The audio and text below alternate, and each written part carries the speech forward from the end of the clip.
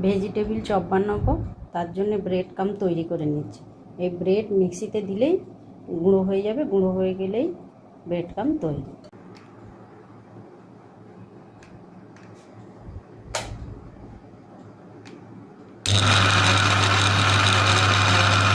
হয়ে গেল আমার ব্রেড ক্রাম্ব। ভেজিটেবিল চপের জন্য নিয়ে নিয়েছি বিট। বাগানের লাস্ট ছিল, বিটগুলো একটু শক্ত ছিল বলে তাই জন্য মিক্সিতে পেস্ট করে নিয়েছি সেদ্ধ করে। মটরশুঁটি ছিল ডিপ ফ্রিজে, মটরশুঁটি, গাজর আর আলু সেদ্ধ সব একসঙ্গে মেখে নিয়েছি।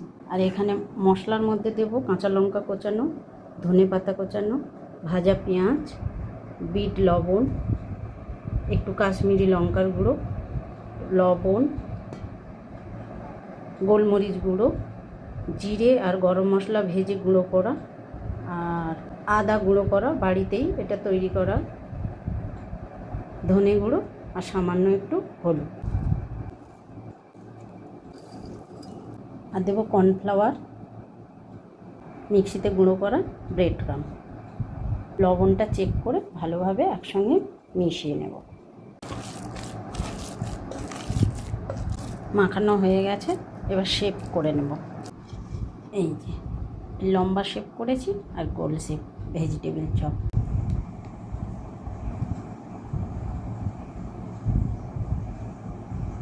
চলুন দুটো ভেজে দেখাই আপনাদের। আর এইভাবে সবগুলো তৈরি করে নেব, আরও এতগুলো আছে দিয়ে এইভাবে ফাঁকা ফাঁকা করে ডিপ ফ্রিজে রেখে দেবো। একটু শক্ত হয়ে গেলে জিপলক ব্যাগে রেখে দেব। যখন ইচ্ছে মন চাইবে, কেউ বাড়িতে গেস্ট আসলো, তাকেও দুটো ভেজে চায়ের সঙ্গে